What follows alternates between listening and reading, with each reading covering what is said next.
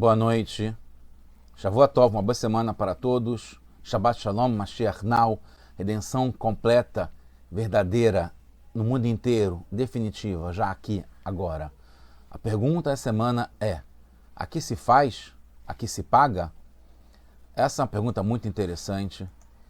Provavelmente todo mundo é unânime em falar a mesma coisa, que sim. Essa, inclusive, uma imagem, mais uma vez, que foi gerada com inteligência artificial. Muito interessante. E essa frase, a resposta não é tão óbvia assim, não é necessariamente uma relação de causa e efeito, causa e consequência. Pode ser que não se pague aqui, agora, mas traz um assunto muito importante sobre a época, a relação que tem entre o que a gente faz e o resultado. Tem uma relação direta, mas não é sempre imediata. No fundo, como tem a própria lei da natureza, na ciência, a lei da ação e reação, que tem uma relação entre o que se faz e o pagamento dela, a consequência dela. Como a gente sabe que, no fundo, a redenção, o momento de paz para o mundo inteiro, é uma consequência, o resultado que a gente faz aqui agora, as boas ações que a gente faz, o mundo inteiro faz aqui nesse momento. A questão que nessa pergunta tem uma relação mais profunda é o tempo, o momento em que acontece o efeito dessa relação. Vamos ver então mais em detalhes. A gente está no projeto do Kutei Sichot, de discursos do Rebbe de Lubavitch. A gente está no capítulo, volume 23. Essa é Parashat Shelach, Parashat que fala sobre os espiões, momento que o povo judeu ia entrar em Eretz Israel pela primeira vez, depois de receber a Torá. Essa é a segunda Sichá. Então, um símbolo ligado a pagamento, né, que a maior parte é através de dinheiro, que está um pouco em desuso. Hoje a gente usa muito mais cartão, ou Pix, ou Zelle, ou algum outro tipo de transferência de fundos. Mas geralmente, então, entendemos que sim, que é como um restaurante, né, que não se sai do restaurante sem pagar. Então tem uma relação entre o que a gente compra, que a gente faz, e o pagamento disso. E também de imediata, porque não se sai do restaurante antes de pagar. Mas, como eu estava falando, a gente tem dois mundos, é muito importante saber sobre isso. Tem este mundo que a gente está agora e o mundo que está por vir. Já existe, né? Onde as almas estão, por exemplo, já existe esse mundo, chamado Olam Haba. É chamado de mundo que está por vir, mas é uma questão de tempo para as almas que estão aqui nesse mundo agora, e que está ligado com a vinda de Mashiach também. Mas, então, o que eu tinha falado já antes, não necessariamente a gente paga aqui. Pode ser que seja no momento posterior. Vamos falar sobre isso. É uma sirra muito, muito interessante, muito importante para a gente hoje em dia, como a gente vai ver um detalhe. O Rebbe faz uma pequena introdução importante sobre o Rashi, que já foi falado várias vezes, que quando o Rashi explica, é quando a Torá precisa ser entendida no sentido literal para uma criança de 5 anos.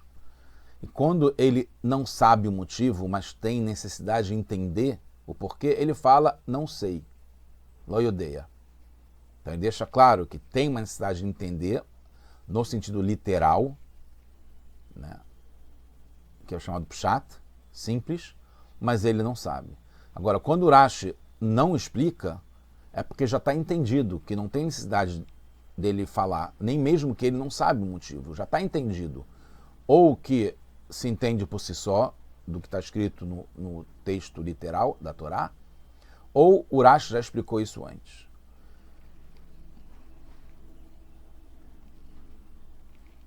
Mas a gente vai ver aqui, no caso dessa paraxá, uma pergunta clara de uma criança de 5 anos que estuda a Torá e o que Urashi não explica e nem diz que não sabe o motivo. Qual que é? Parashat Shelach, a gente está no livro Bamidbar, no capítulo 13, que fala assim: Ve'anashim asher alu imo amru lo nochal alot ela am ki chazak hu mimenu. Que os espiões falaram que não teriam como a gente entrar na terra de Israel, porque o povo que estava lá era mais forte do que a gente. Urashi fala, a gente está no versículo 31, Lamed Aleph, Hazak Mimenu, que Bechol, que fala que quando eles falam que é mais forte que a gente, como pode-se dizer, eles estão querendo dizer mais ainda do que Hashem, mais forte que Hashem. Aí depois fala, na verdade, no capítulo 14, que é um capítulo depois, no versículo 12 fala, Akeinu Badever, Veorisheinu, Hashem fala que vai atacar, né, o povo que falou mal da terra de Israel, não só os espiões, mas o povo inteiro que resolveu não entrar em Israel, baseado no conselho dos Meraglim, tirando Kalev e Yoshua. E Hashem fala que vai fazer de Moshe um povo grande, a partir de Moshe. Aí depois fala no versículo 13, Moshe responde que reclama, né, a queixa do Moshe mas então os egípcios vão ouvir isso e vão entender que você tirou o povo, elevou o povo da terra do Egito e depois acabou os matando esse povo. E eles vão falar que você não consegue fazer com que o povo entre em Israel, que é a terra que você prometeu para eles, e você os abateu, como Hashem estava planejando fazer, quando falou que vai atacar com uma peste, que você os abateu, shritá, que é como se faz com o boi para poder ter uma carne kasher. Então a pergunta, que é essa pergunta que Urashi não explica, que uma criança teria de 5 anos. Como pode Moshe não pedir e implorar para Hashem para não castigar o povo inteiro? 600.000 pessoas, que são homens de 20 a 60 anos. Como é que pode? Moshe não pede para isso. Só fala a queixa toda que os outros povos vão falar que Hashem não pode fazer o povo entrar em Eretz Israel. E outra coisa, como Hashem faria isso com o povo que é seu filho, que ele tirou do Egito, que ele escolheu, etc, etc. E o Moshe, que é o líder, que se entregou totalmente para chegar nesse ponto, pedindo até para ser apagado da Torá, se Hashem não salvasse o povo inteiro quando aconteceu o bezerro de ouro, ele aceita assim, sem pedir pelo povo, só falando que os outros vão falar que Hashem não consegue. Você vê que no fundo tem uma lógica, e como a gente entender por que Moshe está falando sobre os outros povos, ele não está pedindo claramente não está pedindo, mas no fundo ele está pedindo pelo povo sim, porque está entendendo que Hashem não vai fazer o povo pagar aqui pelo que fez. E a solução será outra para corrigir isso, e no fundo vai dar sim a recompensa. A recompensa tem a ver com os outros perceberem que no fundo Hashem nos quer bem e faz o melhor, e não é um castigo de verdade, mas é uma forma da gente conseguir merecer o que tem de bom que vai ser resultado disso. Então, ainda voltando agora ao detalhe, no pecado do bezerro de ouro, Moshe primeiro fala para salvar o povo, que é o fundamental, e aqui ele não fala, e só depois menciona o Hilul Hashem, a falta de respeito ao nome de Hashem, que realmente é importante, mas não é o principal, como está em Shemot, Parashat Kitessá, Vechal Moshe et Pnei Hashem, Elokav, Vayomer, o Moshe fala para o Moshe, Moshe fala para Hashem, por que você vai fazer esse... Você vai descontar no povo, você vai fazer tanta maldade com o povo, que é o teu povo, que você, Hashem, tirou do Egito com força grande, com uma mão forte. Aí depois ele fala, por que vai deixar os egípcios falarem que você os tirou do Egito para depois de matá-los aqui no deserto e tirar eles da face da terra?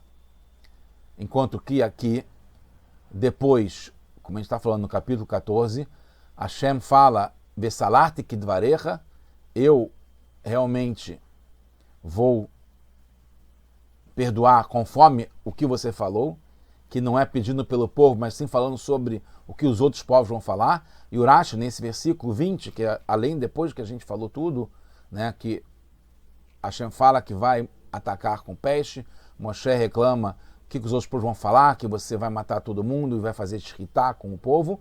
E aí no capítulo 14, versículo 20, Urashi explica que como você falou, porque você falou, Pen Yomru Memliti Echol Hashem, como você falou, né, Asher Kedabercha, como você falou, que os outros povos vão falar que eu não posso levar o povo para o Egito, levar o povo para Israel, assim como eu tirei do Egito. Então, por causa disso, eu vou perdoar e vou levar o povo para Israel, para não ouvir que os outros povos vão falar que eu não posso. Porque, no fundo, é esse o objetivo da criação do mundo. A gente chegar num momento em que todo mundo, os outros povos incluídos, vão reconhecer que o que Hashem faz, como Hashem gosta da gente, como o objetivo é a gente chegar em Israel e viver em paz, e o mundo inteiro vai perceber isso. E vai reconhecer Deus. Urashi fala que foi justamente este argumento que fez Hashem perdoar o povo, que foi Moshe não pedir pelo povo como foi no bezerro de ouro, mas sim pedir para Hashem levar em consideração o que os outros vão falar. Que é interessante. Para entender, é bom perceber a linguagem que Moshe usa. Vaishratem bamidbar, que você vai fazer um abate no deserto. Então, em princípio, não é muito comum falar em abater uma pessoa, fala em matar, fala em liquidar, fala em exterminar, fala em assassinar, eliminar. Mas o que é abater? Abater é usado para um boi. Porque quando, no verso anterior, Moshe fala a linguagem ve'amitem matam, que você vai matar, Hashem usa as palavras eu os atacarei com a peste. Então Hashem já dá a deixa, que é o que Moshe vai entender, que Hashem não queria matar, eliminar, liquidar e exterminar e acabar completamente. Fazer com que pagassem aqui o que eles fizeram de maldade em falar mal da terra de Israel. Hashem dá a entender que vai atacar com a peste, que vai criar uma solução que no fundo eles vão se elevar através disso. Não vão ter que pagar com a vida. Isso. Então entende-se. Então por que Moshe não defendeu o povo? Porque ele entendeu que Hashem puniria com a peste, que seria um abate, que é preparar para uma fase maior, mais elevada, que a gente pode entender, é difícil, mas tem uma ligação com os testes que a gente recebe, a escuridão que está tendo no mundo, a escuridão que a gente vive, o que aconteceu no 7 de outubro, que isso tudo não justifica, a gente não quer que tenha esse tipo de teste, mas que é para passar por uma fase maior de união, de revelação e de chegar na redenção completa. Então, mesmo uma criança de 5 anos já entende que o objetivo de um abate de um animal não é acabar com a vida de um animal. Que isso? Para que a gente vai fazer? A gente não é cruel. Pelo contrário, é uma lei da Torá a gente não ser cruel com os animais, e a gente dá para... Isso vale para o mundo inteiro.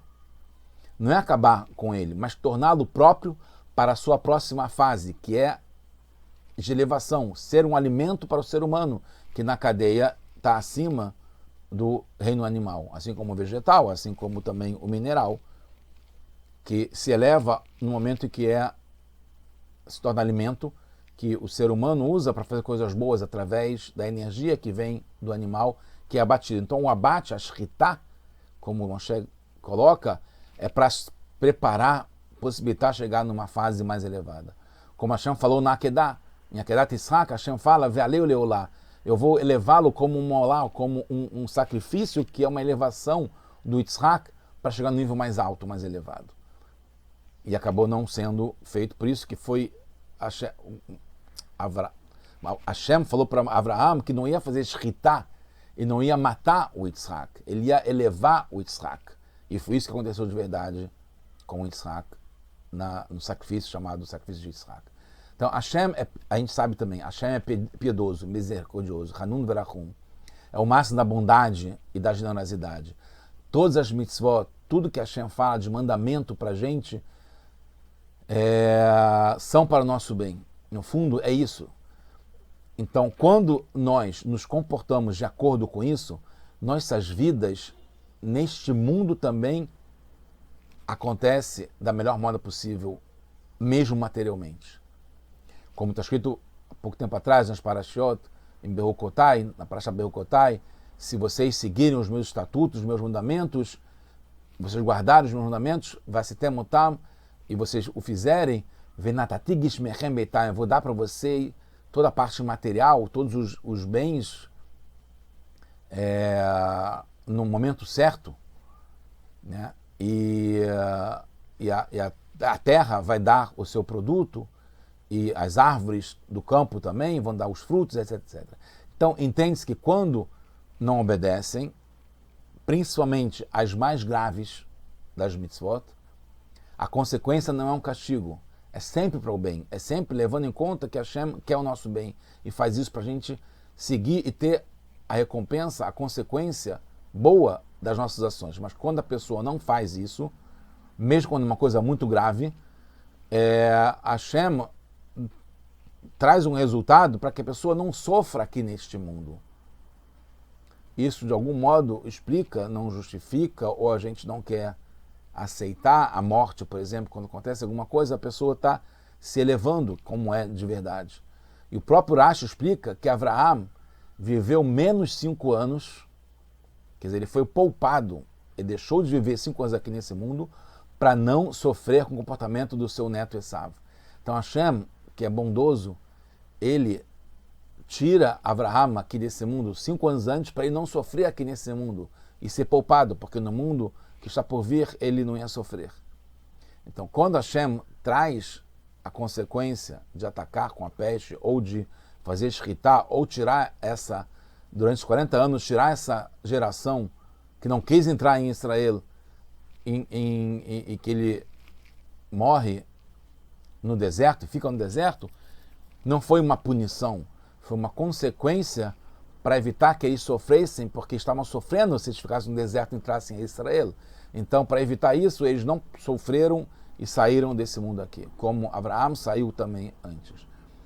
E no caso de transgressões pesadas, a morte, Deus nos livre, também purifica. Eu não quero entrar muito nesse assunto, mas o Rebbe traz isso na Sirá. Quando o povo pecou, foi diferente no bezerro de ouro, eles podiam fazer techuvá. Então não tinha por que já trazer uma consequência por ter feito uma coisa muito grave, como a idolatria, que a pessoa deve ferir morrer, mas não transgredir, né? Não deixar de acreditar em Hashem. Então, quando a pessoa faz chuvá, ela não sofre nesse mundo aqui, porque ela passa a obedecer os mandamentos de Hashem, ela volta ao caminho certo, então ela se corrige, não precisa sair. Mas no pecado dos espiões foi pior, porque Hashem deixou claro que foram vários pecados, e esses pecados já tiveram várias vezes, foram reincidentes, recorrentes, já continuam acontecendo, não teve uma mudança para o bem, não fez que as pessoas tivessem de chuvar. Né? Eu estava vendo um depoimento muito fantástico de um sobrevivente, quem diria que a gente teria ainda, nessa nossa geração, depois do Holocausto, ainda usar a palavra sobrevivente, do 7 de outubro nesse caso, que ele falou que naquele momento que ele sobreviveu, que ele viu o que aconteceu em volta, a tragédia, a dor, o sofrimento, ele fez techuvá. Então ele justamente foi poupado porque ele conseguiria não sofrer nesse mundo, já que ele passaria através da techuvá, como teve o povo no pecado do bezerro de ouro, que voltou ao caminho certo, então começa a ter de novo toda a parte boa, também materialmente, aqui nesse mundo. Então não tinha por que pagar aqui, já que não teria sofrimento. Ele já resolveu a situação aqui. Então, quando tem uma transgressão que tem como fazer chuva, já se conserta imediatamente. Mas nesse caso aqui que feriu o povo, os espiões, depois na sequência de vários erros e pecados, feriu os fundamentos e os princípios de fé, de acreditar em Hashem. Por isso Moshe pede o abate, que é elevar para um grau superior em que volte a essência deles de acreditar em Hashem, de fazer o que Hashem quer. Quando Hashem fala que é para entrar em Israel, era para entrar, não era para usar lógica para evitar seguir o mandamento de Hashem. Não era para não ter fé, que é mais forte do que Hashem mesmo, que foi o que os espiões falaram e o povo concordou. Então, quando Moshe pede o abate, significa elevá-los para uma vida de alma no mundo que está por vir, porque aqui eles não podiam mais continuar.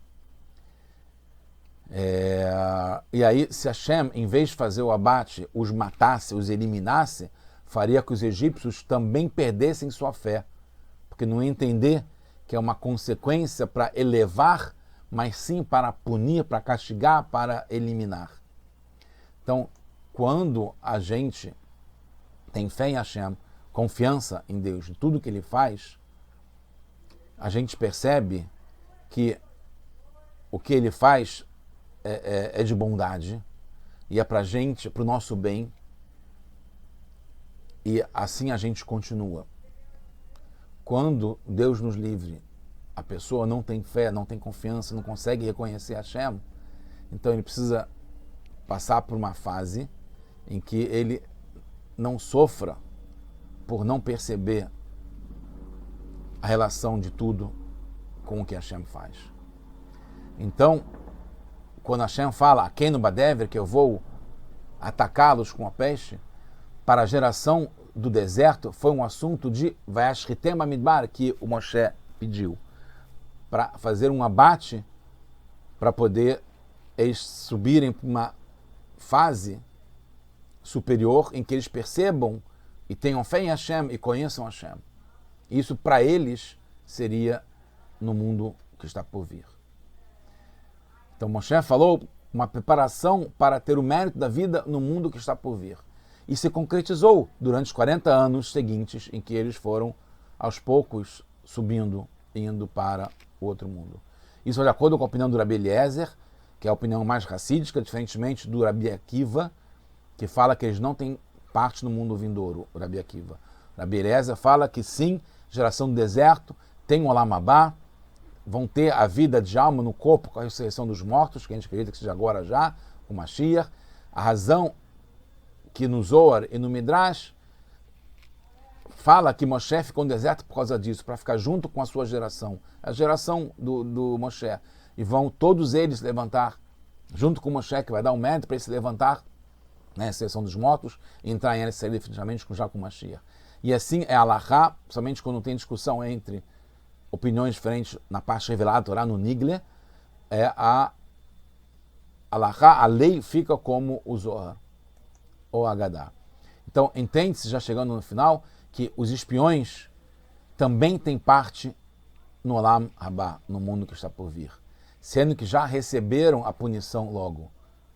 Vai muito Hanashim, Mutsei Dibas, aqueles que falaram mal da terra de Israel, eles morreram na Magefá, na peste, na epidemia que teve, Levnei Hashem, na frente, num nível muito elevado, na frente, em cima de Hashem. No entanto, no Talmud fala, em Sanhedrin, na página 108 Aleph, vai muito Balamazé, quando fala vai muito, eles morreram nesse mundo, que eles realmente saíram desse mundo aqui, mas Magefá, na epidemia, na peste, perderam a vida no Lamabá. Mas pelo Zohar entende-se que também os Meraglim, também os espiões, não só a geração toda que ouviu e acatou a opinião dos Meraglim, dos espiões, os próprios espiões também têm parte no Lamabá, como está no Sanhedrin, na página 110 Beit, que o Rabi Eliezer fala, que a gente tem passou com o Terlim, inclusive, Lamabá, eles vão ter vida no Lamabá, porque a Suli Hassidei Krotei Beriti a lei Zavar, que vão fazer sacrifícios, aqueles que estão no pacto comigo. Então vai continuar. No Amabá vai ter ainda a vida daqueles que fizeram um pacto comigo. Ela explica que quem é aquele que fez um Brit, um pacto, quando recebeu a Torá, o povo inteiro fez o Brit, e os Meraglim, os espiões, e também a geração do deserto toda fez esse pacto com Hashem. Então, concluindo, o pacto que a gente teve no recebimento da Torá garante a eternidade, nossa relação recíproca com Hashem. É tanto a gente vai sempre amar Hashem, como Hashem vai sempre amar a gente. Cada um de nós devemos saber, sentir e ter certeza disso, que Hashem nos ama e que a gente nunca vai deixar de amar completamente Hashem. Mas que uma pessoa possa, por algum momento, ter um espírito de bobeira e fazer alguma coisa contra isso. Cada um de nós deve saber e ter certeza disso. E agir de acordo com essa responsabilidade. Se a gente tem esse amor mesmo por Hashem, a gente vai querer fazer o máximo por ele. E o mundo inteiro verá, logo, que seja agora, como somos, no fundo, queridos de verdade, e eles vão nos ajudar, vão fazer o máximo para a gente, até os ministros deles, até quem é o mais importante do povo, do mundo inteiro, vai nos ajudar a gente fazer essa missão, e logo se encerrará a época do exílio, com a chegada de Mashiach Tzidkeinu, o justo Mashiach, que irá acertar o mundo inteiro a servir a Deus, o mundo inteiro, já agora. É por isso que Moshe estava preocupado com isso, porque Moshe tem um compromisso de trazer Mashiach, que seja agora com a entrada em Israel de todo mundo, inclusive de Moshe Rabbeinu e a geração que ficou no deserto, e o mundo inteiro vai participar disso e vai reconhecer que realmente Hashem nos tirou do Egito para levar, e ele pode, e ele quer, depois desse tempo todo, finalmente a gente entrar em Israel. Hashem é Echad, Hashem é um que une tudo que aconteceu no mundo até agora. Now, Mashiach, now.